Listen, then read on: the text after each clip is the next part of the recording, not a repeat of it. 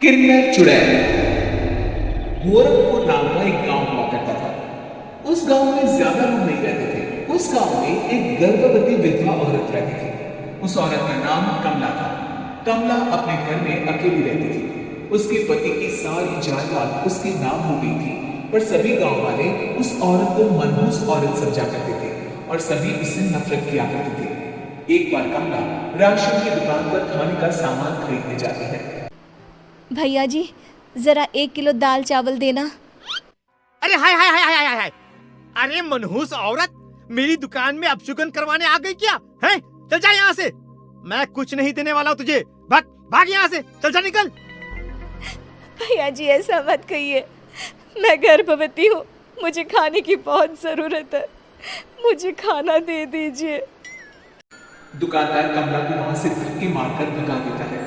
तभी कमला रोते रोते उस गांव के किन्नरों के इलाके में आ जाती है। गांव वाले किन्नरों को उसी इलाके में रखा करते थे, क्योंकि वो लोग किन्नरों को पसंद नहीं करते थे और उनके इलाके में रहने से मना करते थे। तो किन्नरों ने उसी गांव में अपना एक इलाका बना लिया था। जब किन्नर लोग देखते हैं कि एक गर्भवती महिला रोते रोते उनके इलाके में आ गई है, तो सारे किन्नर कमला के पास जाकर उसका हाल पूछने लगते हैं। क्या हुआ बहन, तुम्हारी गर्भवती अवस्था में इतनी बुरी हालत कैसे? तुम रो क्यों रही हो? तुम डरो मत, हम तुम्हें कोई नुकसान नहीं पहुंचाएंगे। तुम शांत होकर सब बताओ कि हुआ क्या है। मैं कमला हूँ, मैं गांव के दूसरे इलाके से आई हूँ। 2 महीने पहले ही मेरे पति की मौत हुई है। मुझे गांव के लोग मनहूस मानते हैं, क्योंकि मैं विधवा हूँ और गर्भवती भी। वहाँ के लोग मुझे खाने के लिए कुछ बेचने के लिए भी तैयार नहीं, जिससे मेरा गुजारा नहीं हो रहा था। कोई बात नहीं कमला, हम तुम्हारा ख्याल रखेंगे। किन्नर लोग कमला को एक खाली घर में रहने के लिए जगह दे देते हैं और उसकी देखभाल भी करते हैं। कुछ ही महीने बाद कमला अपने बच्चे को जन्म देती है, पर अफसोस कमला बच्चे को जन्म देते ही अपनी जान गंवा देती है। जब सब किन्नर बच्चे को देखते हैं तो बहुत खुश हो जाते हैं, क्योंकि वो बच्चा भी किन्नर ही था। कमला ने एक किन्नर बच्चे को जन्म दिया था। अब इस बच्चे की देखभाल कौन करेगा? हम तो इस बच्चे को गांव के दूसरे इलाके में भी नहीं भेज सकते। और तो क्या हुआ, इस बच्चे की माँ नहीं रही तो हम इसे पालेंगे। अब ये हमारे इलाके में रहेगा, हमारे साथ रहेगा। फिर वो किन्नर उस किन्नर बच्चे को गोद ले लेते हैं, उसका नामकरण कराते हैं। उस किन्नर बच्चे का नाम शक्ति रखा जाता है। देखते ही देखते शक्ति बड़ी होने लगती है। उसके रंग रूप बहुत सुंदर थे। वो बहुत सुंदर किन्नर दिखती है। एक दिन शक्ति एक किन्नर से पूछती है, माँ जी सुनिए ना, ये गांव के दूसरे इलाके में भी तो लोग रहते हैं, तो हम वहाँ क्यों नहीं जाते? हम उनसे अलग क्यों रहते हैं? शक्ति, क्योंकि वो लोग हमारे जैसे नहीं, वो लोग हमें पसंद नहीं करते, इसीलिए हम उनसे अलग रहते हैं। क्यों? वो हमें क्यों पसंद नहीं करते? मुझे एक बार उस इलाके में जाना है, मैं एक बार वहाँ जाकर घूम कर आऊँ। शक्ति, खबरदार, जो तू उस इलाके में कभी भी गई तो अपनी जान नहीं गंवाना चाहती तो उस इलाके में कभी कदम भी नहीं रखेगी, समझी? इतना कहकर वो किन्नर वहां से चली जाती है। शक्ति उस किन्नर की बात सुनकर बहुत रोती है। माँ जी ऐसा कैसे कह सकती हैं? उन्होंने इतनी सी बात के लिए मुझे इतना डांटा। अब तो मैं उस इलाके में जरूर जाऊंगी।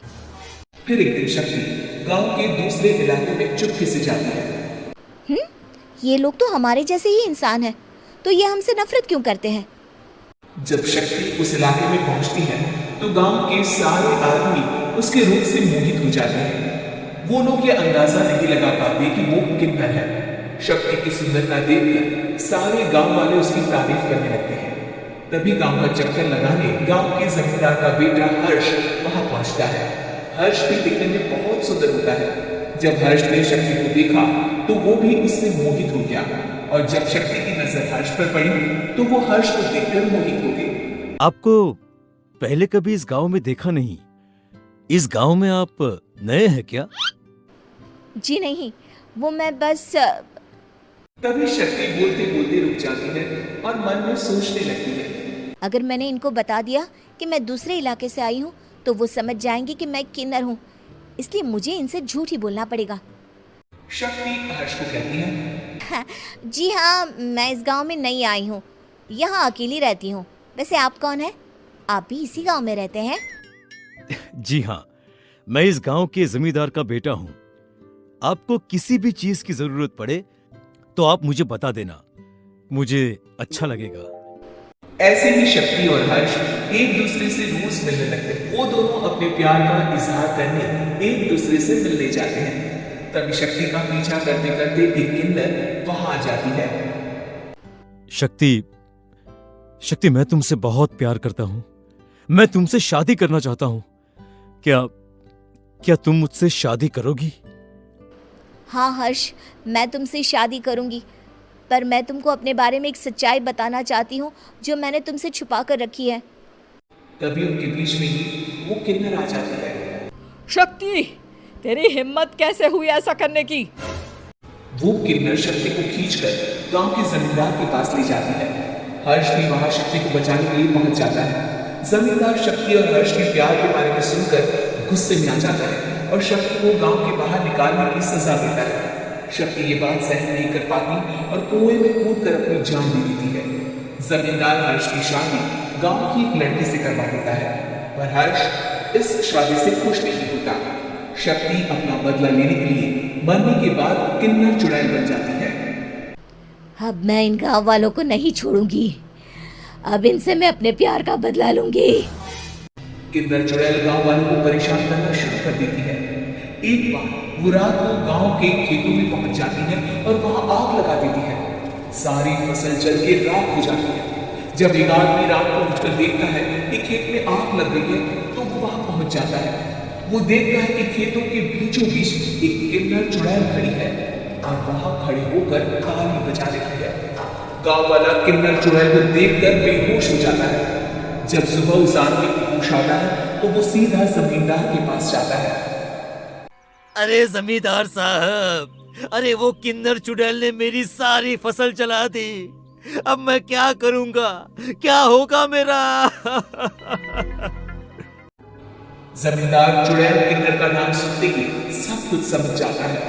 अब वो बहुत डर जाता है।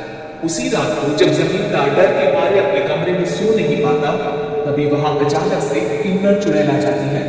किन्नर चुड़ैल जोर जोर से जमींदार के आगे खड़ी होकर हंसने लगती है और ताली बजाने लगती है। जमींदार उस डरावनी किन्नर चुड़ैल को देखकर बहुत डर जाता है। तूने मेरे साथ बहुत बुरा किया, अब मैं तुझे जान से मार दूंगी। नहीं नहीं नहीं नहीं नहीं, मुझे माफ कर दो, मुझे मत मारो। मैं कभी ऐसा दोबारा नहीं करूंगा। अब तुम जो बोलोगी वही मैं करूंगा। ठीक है, मैं चाहती हूँ कि किन्नर इलाका गांव के इलाके से जुड़े और गांव का कोई भी आदमी किन्नर समाज से द्वेष ना करे, उससे नफरत ना करे, नहीं तो मैं सारे गांव को मार दूंगी। और तुम गांव में एक नया कानून बनाओ कि अगर किसी ने भी किन्नर समाज को हानि पहुंचाने की कोशिश भी करी या इनसे भेदभाव करने की भी कोशिश करी तो उनको कड़ी से कड़ी सजा मिलेगी। हाँ हाँ हाँ हाँ, मैं ऐसा ही करूंगा। तुम जो बोलोगी वो मैं करूंगा, पर मुझे जाने दो प्लीज। तब तो किन्नर चुड़ैल वहां से चली जाती है। गांव का जमींदार किन्नर चुड़ैल का कहा मानते हुए दोनों इलाकों को एक कर देता है और नया कानून भी लागू कर देता है। तब से वहां किन्नर समाज और बाकी गांव वाले